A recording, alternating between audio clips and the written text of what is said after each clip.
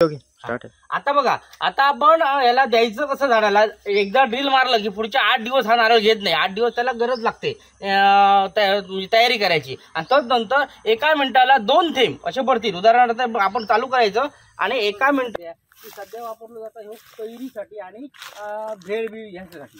हे पुढे दाखवतो.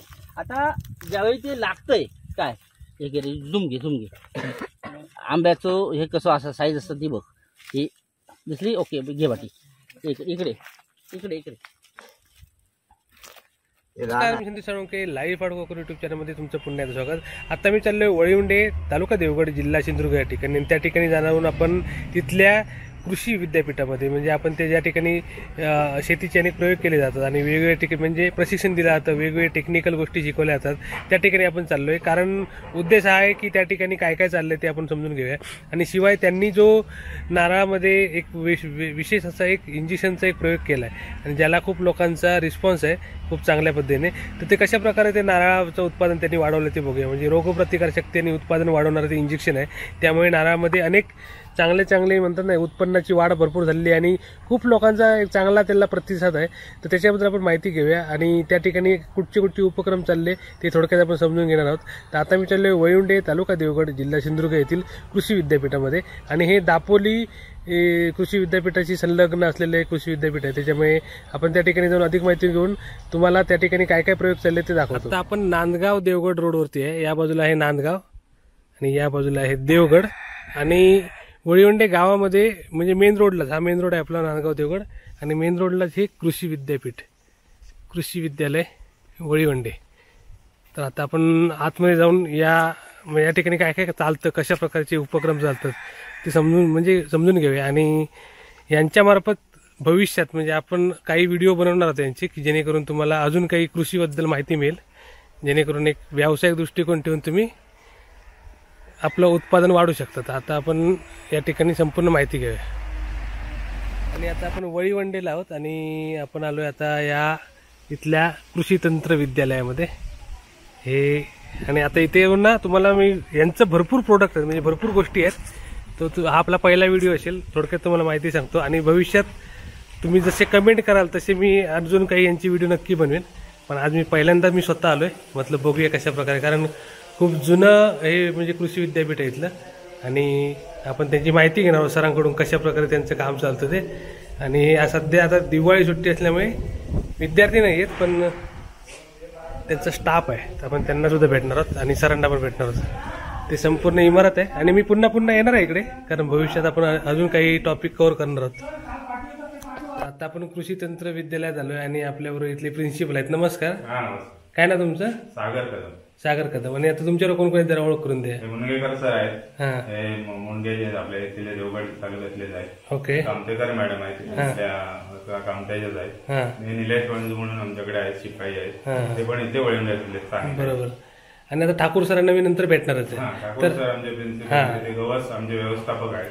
तर आता हे तुमच्या म्हणजे विद्यापीठाबद्दल, म्हणजे तुमच्या कृषी तंत्र विद्यालयाबद्दल थोडक्यात माहिती सांगा. म्हणजे किती मुलं आता सध्या तुमच्याकडे आहे तिथे? हा कृषी विद्यापीठ दापोली यांच्या अंतर्गत इथे चालणारा 2 वर्षाचा डिप्लोमा आहे. इथे आमच्याकडे आता 60 ची बॅच असते. ओके. म्हणजे प्रथम वर्षाला 60 ची बॅच, 2 वर्षाचं असल्यामुळे 120 मुलांची आवश्यकता असते. परंतु काही अपरिहार्य कारणामुळे जी मुलं असतात ती इथं अदर कॉलेजमध्ये जातात, तिथे ते ऍडमिशन घेत असतात. परंतु ते आहेत आमच्याकडे आता 40 विद्यार्थी सेकंड इयरला आहेत आणि फर्स्ट इयरला 30 विद्यार्थी आहेत. ओके. आणि तुमच्याकडे ऍडमिशन कधी चालू होतं? तुमच्याकडे जूनमध्ये होतं. जूनमध्ये होतं. म्हणजे आता ह्या वर्षाचं ऍडमिशन आता सध्या आहे चालू? आता झालं, आता क्लोज झालं. सप्टेंबरपर्यंत होतं. मग आता पुढच्या वर्षी जर ऍडमिशन घ्यायचं असेल तर काय काय तुमच्याकडे म्हणजे कसे? जूनमध्ये ते 10वीचा रिझल्ट लागल्यानंतर चालू, 10वी नंतर 10वी, आणि त्याच्यानंतर तुमच्या शाळा सोडल्याचा दाखला लागतो, गुणपत्रक 10वीचं लागतं, प्रमाणपत्र 10वीचं लागतं. याच्यावरती या कागदपत्रांवरती तुमचं ऍडमिशन होऊन जातं. ओके.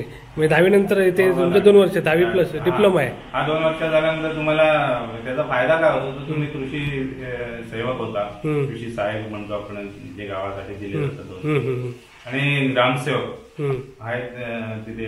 हा 2 वर्ष त्यांना बेनिफिट होतं, त्याला बेनिफिट मिळतो. ओके. गव्हर्नमेंटची जॉब हे 2 मिळतात. ओके, तर अशा प्रकारे तुमचं म्हणजे करिअरचे ऑप्शन 2 आहेत तुमच्याकडे. ते तर आहेत आणि प्रायव्हेट सेक्टर मध्ये तर खूप हा बरोबर, आणि ऍग्रिकल्चर आपल्याकडे आहेच. असं व्यापलेलं म्हणजे खूप त्याला व्याप्ती आहे. बरोबर बरोबर. आणि त्याच्यासाठी तुमचा कॉन्टॅक्ट नंबर काय असेल इथे, म्हणजे कॉन्टॅक्ट करायचं असेल तर? इथे आता वैयक्तिक आहे त्याचा नंबर माझा. हा, तो सांगा. वैयक्तिक माझा 9421 189470 याच्यावरती संपर्क करा. ओके, आणि तुमचा पण कॉन्टॅक्ट नंबर सांगून ठेवा. 9420 3734 66. ओके, आणि तुमचा? 9404 1723 15. ओके, तुमचा पण सांगा. 9604 41 0063. ओके, याच्यापैकी कुठच्या एक नंबरला कॉन्टॅक्ट केला तर तुम्हाला माहिती मिळेल. तर धन्यवाद. आता मी ठाकूर सरांना भेटून पुढची माहिती घेतो. आणि बघा, ओरिजिनल रिअल भुंगे आहेत. एवढ्या प्रकारचे आपल्याकडे बोंबूल असतात. भुंगेल गावचे पासून बोंबूल, नारळावरचे भुंगे, हे सगळे नारळावरचे आहेत ना. यांनी इकडे सॅम्पल म्हणून लावले ते बघा. ते एवढ्या प्रकारचे आपल्याकडे असतात. हे गोचिडा ना. ओके, ही कोण नारळ कशावर असतात? ही कुठच्या जनावरांमध्ये एवढी मोठी होता. बापरे, ओरिजिनल गोचिडा मस्त. तशा प्रकारे संपूर्ण सुंदर असा परिसर आहे. आणि आता आपण एंडिंगला ड्रोन शॉट मध्ये पण बघणार कशा प्रकारे हे संपूर्ण कॉलेज आहे. त्या ठिकाणी आतापर्यंत म्हणजे भरपूर लोक या कृषी विद्यापीठाला भेट देऊन गेलेत. सगळ्यांची इकडे यांनी फोटोग्राफ्स लावलेत. खूप सारे उपक्रम यांचे चालू असतात. तुम्ही सुद्धा वळीवंडीला आलात तर नक्की यांना भेट द्या. रोडच्या बाजूलाच आहे. आणि आता आपण आहोत मोफत कृषी सल्ला केंद्र. या ठिकाणी नंबर सुद्धा आहे त्यांचा. आणि इकडे त्यांची सगळे म्हणजे प्रोडक्ट कुठचे आहेत ते हे बघा. हे नारळाचे सगळे प्रकार आहेत. आपण म्हणजे पूर्ण डिटेल माहिती घेणारच आहोत सरांकडून, पण तुम्हाला तत्पूर्वी कशा प्रकारे यांचं ऑफिस आहे ते दाखवतो. मग आपण माहिती घेऊया. आणि त्यांचे सर्व व्हिडिओ म्हणजे एंडिंगला बघणार आहोत कशा प्रकारे यांचे काही प्रात्यक्षिकं चालतात ते. हे आतापर्यंत त्यांनी घेतलेले अनेक ट्रेनिंग म्हणजे वेगवेगळ्या प्रकारचे ट्रेनिंग घेतलेले आहेत. ती सगळे वेगवेगळे ग्रुप या ठिकाणी आहेत. लांबून लांबून लोक येतात या ठिकाणी.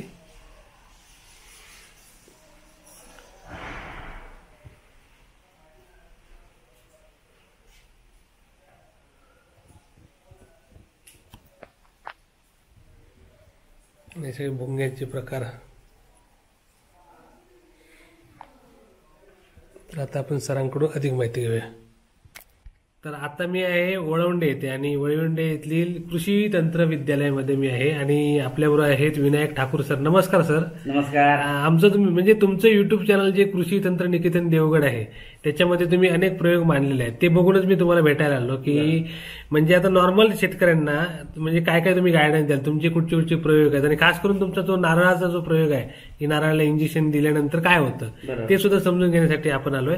तुमचे संपूर्ण म्हणजे आतापर्यंतचा तुमचा प्रवास सांगा. कशा प्रकारे तुम्ही या क्षेत्रामध्ये आहात, काय काय केलं, आणि आता तुमचे नवीन कुठचे प्रयोग आहेत ते सांगा. नमस्कार, माझं नाव विनायक ठाकूर. कृषी तंत्र निकेतन देवगड या युट्यूब चॅनलच्या माध्यमातून गेली 5 वर्ष मी शेतकऱ्यांच्या सान्निध्यात आहे. गेली 25 वर्ष मी कृषी विद्यालयामध्ये काम करतोय. आणि त्या पिरियडमध्ये बरेचसे प्रयोग, बरेचशा गोष्टी आम्ही केल्या शेतकऱ्यांसाठी. आता तर अक्षरशः आमच्याकडे अख्ख्या महाराष्ट्रातले शेतकरी या ठिकाणी ट्रेनिंगच्या माध्यमातून इथे येतात, भेटतात. हजारो ट्रेनर किंवा बँक ऑफ इंडिया स्टार स्वरूपात असेल, त्याच्यानंतर जनशिक्षण असेल, लुपिन फाउंडेशन असेल, त्याच्यानंतर कृषी विभाग असेल, अशा बऱ्याचशा शेतकऱ्यांना आम्ही मार्गदर्शन आणि त्यांचं शेती आणि शेतीपूरक उद्योगासंदर्भात आपण काम केलं. या ठिकाणी जर तुम्ही बघाल तर आम्ही जवळजवळ 40 प्रकारचे वेगवेगळ्या विषयात ट्रेनिंग घेतो. आणि आमचा महत्वाचा उद्देश असा आहे की शेती आणि शेतीपूरक कुक्कुटपालन आहे, गोट फार्मिंग आहे, बटेर पालन आहे, वरा पालन आहे, अशा ट्रेनिंगच्या माध्यमातून आणि मग लागवडीच्या माध्यमातून अशा शेतकऱ्यांच्या सान्निध्यात आलो. आमच्याकडे नवनवीन प्रयोग आम्ही केले, शेतकऱ्यांच्या शेतावर केले, क्षेत्रावर केले, कोकण कृषी विद्यापीठाच्या माध्यमातून केले. पण चौकटीच्या बाहेर जाऊन आम्ही बऱ्याच गोष्टी करतो. आता त्याच्यामध्ये जर तुम्ही बघाल तर सगळ्यात पहिली आमच्यात एक नर्सरी आहे आणि या तिचं नाव आहे श्रद्धा नर्सरी. आणि या श्रद्धा नर्सरीच्या माध्यमातून आम्ही जवळजवळ 17 व्हरायटी नारळाच्या सिंधुदुर्गात आणि महाराष्ट्रात विक्री करतो. ही नर्सरी कुठे आहे तुमची? नर्सरी आहे वेंगुर्ल्याला. ओके. हा, ही लायसन्स म्हणजे परवाना झाला आहे वगैरे सगळा विषय आहे. आणि दुसरी गोष्ट म्हणजे ह्या नर्सरीच्या माध्यमातून शेतकऱ्यांना गेल्या 10 वर्षात म्हणजे आमच्या नर्सरीला आता 20 वर्ष झाली आणि त्यामुळे एक वेगळं नाव आहे. आणि त्या नावामुळे काय झालं माहितीये की आम्ही शेतकऱ्यांना क्वालिटी प्रोडक्ट देतो आणि लोकांची हे करतोय काय लागवडीपर्यंत सगळी व्यवस्था करतो. आता बघा बाकीचे शेतकरी नर्सरीवाले काय करतात, झाडं विकलं की त्यांचा विषय संपला. आमचा तसा विषय नाही. झाडं आम्ही विकली की त्याच्यानंतर आम्ही त्या शेतकऱ्यांना येणाऱ्या सगळ्या अडचणी या ग्रुपच्या व्हॉट्सअपच्या ग्रुपच्या माध्यमातून आम्ही त्यांना कनेक्ट करतो आणि तोच नंतर आम्ही मग त्यांच्याशी संवाद करून त्यांच्या सगळ्या प्रश्नांची उत्तर देतो. कुठल्याही शेतकऱ्याच्या क्षेत्रावर रोग लागू दे, किडी लागू दे, अदर काही होऊ दे, तर त्यांना जे होणारे अडचणी आहेत त्यांची आमच्याकडे स्वतंत्र व्हिडिओ बनवलेले आहेत आणि त्या माध्यमातून काम करतो. आता बघितलं तर नारळामधल्या ज्या 17 व्हरायटी आहेत किंवा व्यतिरिक्त आमच्या ज्या काही इतर आहेत म्हणजे तुम्हाला काश्मीरच्या सफरचंदापासून वनौषधीच्या झाडापर्यंत हे सगळी झाडं आमच्याकडे जवळजवळ 90 प्रकारची झाडं मिळतात. आणि सगळ्यात स्पेशलिस्ट आमचं असं आहे की आमच्याकडे देवगडचं अर्ली हार्वेस्टिंग देवगड कातळी केशर आणि हापूस ही आमच्या नर्सरीचं वैशिष्ट्य आहे. आज जर तुम्ही बघितलं तर 90% नाही 95% शेतकऱ्या नर्सरीमध्ये ज्या फांद्या क्राफ्टिंगच्या आहेत त्या कर्नाटक मधून येतात आणि त्या केल्यामुळे नारळाच्या उत्पादनावर परिणाम होतो आणि उशिरा उत्पादन येतं. आणि हे होऊ नये म्हणून आम्ही प्युरिटी जपण्यासाठी खास देवगड. आता इथं जर फरक जर बघाल तुम्ही तर 2 प्रकार आहेत. उदाहरणार्थ कसं तर बघा, कर्नाटकची फांदी 4 रुपयाला मिळते आणि देवगडची फांदी 30 रुपयाला मिळते. तरी पण आम्ही 30 रुपयाची का बांधतो तर शेतकऱ्याला प्युरिटी मिळावी या उद्देशाने. म्हणून आमच्याकडे अर्ली हार्वेस्टिंग म्हणजे लवकर येणारा देवगड केशर आणि देवगड हापूस हे आमचे एक खासियत आहे. तर नंतर आम्ही नारळाच्या ज्या बऱ्याच व्हरायटी आहेत त्याच्यामध्ये लोटन आहे, बोना आहे, त्याच्यानंतर लिटी आहे, टीडी आहे, अशा बऱ्याचशा 17 व्हरायटी आहेत. लक्षद्वीप ऑर्डिनरी सारख्या आपण हे वापरतो काय कल्परस वापरतो. या कल्परसासाठी आपण लक्षद्वीप सारखी व्हरायटी देतो म्हणजे एखाद्याला निरा काढायची असेल तर. किंवा सगळ्यात महत्वाची गोष्ट गंगावडम सारखी व्हरायटी आपल्या महाराष्ट्रभर उत्तम प्रतिकार शक्ती असलेली चालते. आता ह्याच्यात दुसरं वैशिष्ट्य असं आहे की ह्या नारळाला इतक्या अडचणी येतात आणि नुकसान होतात की लोक हैराण झाली आहेत म्हणजे सिंधुदुर्गातली किंवा कोकणातली. मग आम्ही काय केलं, त्या नारळाच्या ज्या कोणी गोष्टी आहेत म्हणजे नारळाला जवळजवळ फळं न लागण्याची 16 कारणं आहेत आणि ह्या सगळ्या 16 कारणांचा अभ्यास करून प्रत्येक कारणाचा उपाय आणि शेतकऱ्यांना त्याची माहिती आम्ही त्या संदर्भात दिली. आणि याच्यातूनच आम्ही केरळ बनावटीचं एक इक्विपमेंट तयार केलं शेतकऱ्यांना देतात, त्याचं नाव आहे स्टेम फीड. आता हे जे स्टेम फीड जे आहे ते हे स्टेम फीड इतकं उत्तम आहे की आजच्या घडीला असं समजा तुम्ही एखाद्या मुंग्यासाठी मुंगा, गेंडा मुंगा आणि सोंडा मुंगा हे नारळाला त्रास देतात आणि त्या मुंग्यासाठी तुम्ही जर बनाल तर ट्रॅप आहेत, कोरिमॅन ट्रॅप म्हणतात त्या, कामगंध सापळे. आता ह्या सापळ्याने काय होतं, सापळा लावल्यानंतर मुंगे येतात इथपर्यंत ठीक आहे, पण आल्यानंतर जर तुम्ही ते मुंगे काढून बाहेर फेकले नाही मेलेले तर काय होतात, धोका दिसतो म्हणून ते ट्रॅप मध्ये न पडता झाडाजवळ जातात आणि पर्यायी ते आपल्या झाडाला खातात. म्हणजे थोडक्यात बोलून आपण त्या मुंग्यांना आपली झाडं खायला देतो आणि शेतकऱ्यांचं नुकसान होतं. आणि ह्याच्या सगळ्या समस्येवर आम्ही स्टेम फीड म्हणजे झाडावर चढायला नको, मुळातूनच औषध देऊन झाडाच्या आतल्या पोटातल्या रोगांना आणि उत्पादनावर परिणाम कसा होईल किंवा चांगलं उत्पादन कसं मिळेल याच्या संदर्भात हे स्टेम फीड केलेलं आहे. हे जे इक्विपमेंट आहे ते केरळ बनावटीचं आहे. आणि ह्याचा एक दुसरा फायदा असा आहे की तुम्ही झाडाला कुठलाही किडा लागला पोटामध्ये असेल तर 24 तासात मरतो. हा वैशिष्ट्य. नंबर दुसरी गोष्ट अशी आहे की जर समजा तुमची नारळाची पळगळ होत असेल तर ती थांबवण्याची आपण त्याच्यातून औषध देतो. तिसरी गोष्ट अशी आहे की जर समजा लागत नसतील कारण नारळाला 36 पानं यायला पाहिजे, महिन्याला 1 पोळ यायला पाहिजे, वर्षाला 4 पाडे त्याचे व्हायला पाहिजे, 3 महिन्याचा 1 पाडा. आणि ही सायकल कुठेतरी बंद झाली की तुमचे नारळ लागायचे थांबणार. आणि हे थांबल्यानंतर शेतकरी काय करतो, आणतो आणि रासायनिक खत घालतो, त्याचा काही उपयोग होत नाही. आणि म्हणून ही संजीवक आणि संप्रेरक कशी द्यायची या सगळ्याचा अभ्यास म्हणून आम्ही वेगवेगळे नारळाच्या खोडातून देण्याचे औषध असे व्हिडिओ तयार केले शेतकऱ्यांच्या समाजात. आता याच्यातून तुमचं कसं होतंय सांगतो तुम्हाला. उदाहरणार्थ एखाद्या वेळी झाडाला पालवी येत नाही किंवा समजा नारळाच्या झाडाला सुई येत नाही किंवा त्याची सायकल ब्रेक झाली 1 महिन्याची 1 पेंड यायला पाहिजे ती 2 महिन्यावर आली, म्हणजे तुमच्याकडे वर्षाला 12 पेंडी यायला पाहिजे ते 6 पेंडीवर आले, म्हणजे आपोआप घटलं ना औषध उत्पन्न. मग हे 12 कसे यायला पाहिजे आणि त्या 12 मध्ये मादी फुलं वाढतील कशी, त्याचं पॉलिनेशन स्वपरागीकरण कसं होईल, आणि नारळाची क्षमता जर 50 नारळ लागत असेल तिथे 100 कसे लागणार, आणि ह्या सगळ्यांचा फायदा या कोकोपीटाच्या माध्यमातून होतो. आता हे काय आहे इक्विपमेंट, एकदा तुम्ही लावलं की पुढच्या 6 महिन्यासाठी 6 वर्षासाठी तुम्हाला त्या नारळाला दुसरं काय द्यायची गरज नाही, त्याच्यातून औषध द्यायचं आहे. म्हणजे एकदा त्याची किंमत आहे 150 रुपये. आता ह्या 150 रुपयाच्या इक्विपमेंट एकदा लावलं नारळाला की पहिली गोष्ट 3-3 महिन्यांनी तुम्ही त्याच्यातून जे औषध देणार म्हणजे तुमचा नारळ आधी भोंग्याने मारणार नाही. एक पहिलं नारळ वाचला. नंतर दुसरा पर्याय फायदा काय की त्याच्या माध्यमातून तुमची नारळाची संख्या वाढणार म्हणजे फळं वाढणार. नंबर तिसरा फायदा काय की जी अनियमितता आहे ती नियमित होणार.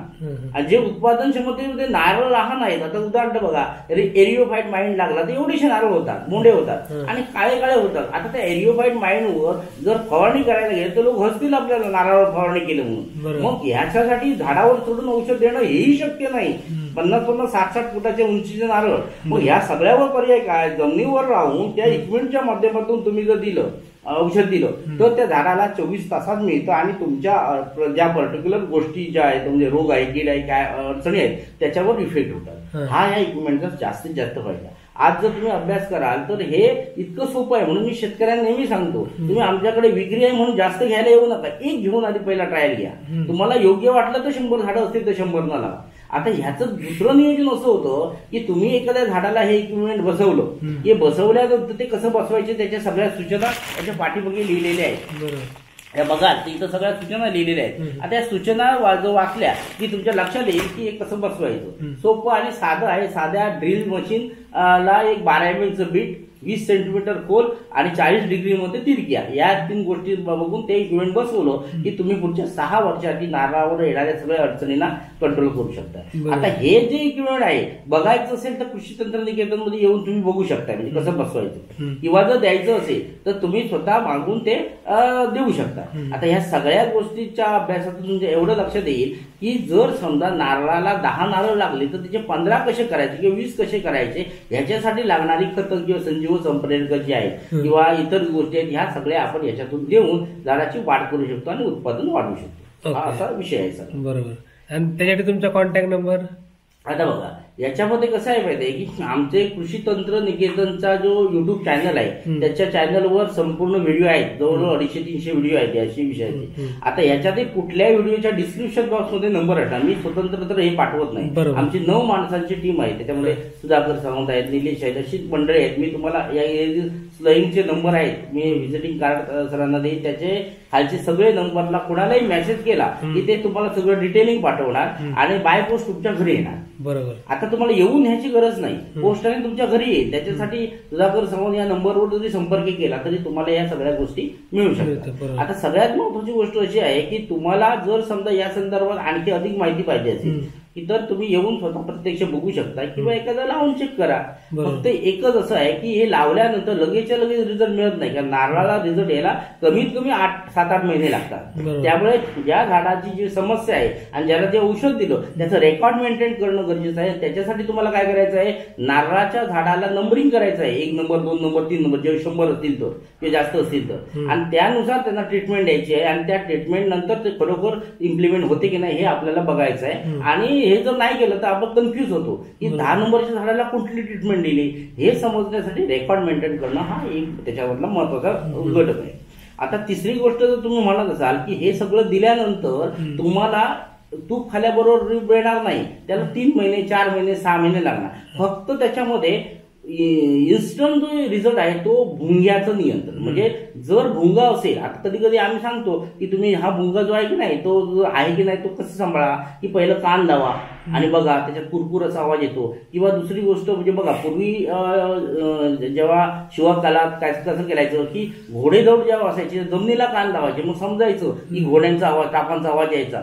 असंच ऐकायला येत नाही. सेम त्या तीच मेथड इथं नारळाला कान लावल्यानंतर सकाळी 6:30 वाजता की 6 वाजता आपल्याला समजतं आज भुंगा आहे की नाही. आता हे जर सर्वसामान्य लक्षात येत नाही, त्याला तज्ञ पण लागतो किंवा हे प्रॅक्टिस नाही होतं. किंवा दुसरी गोष्ट आपण काय करू शकतो की आपला डॉक्टरकडे जो टेटस्कोप असतो तो टोच तुम्ही कानात घातला आणि त्याला सकाळी लावला आणि शांत ऐकलं तर तुमच्या लक्षात येतो त्याच्यामध्ये भुंगा आहे.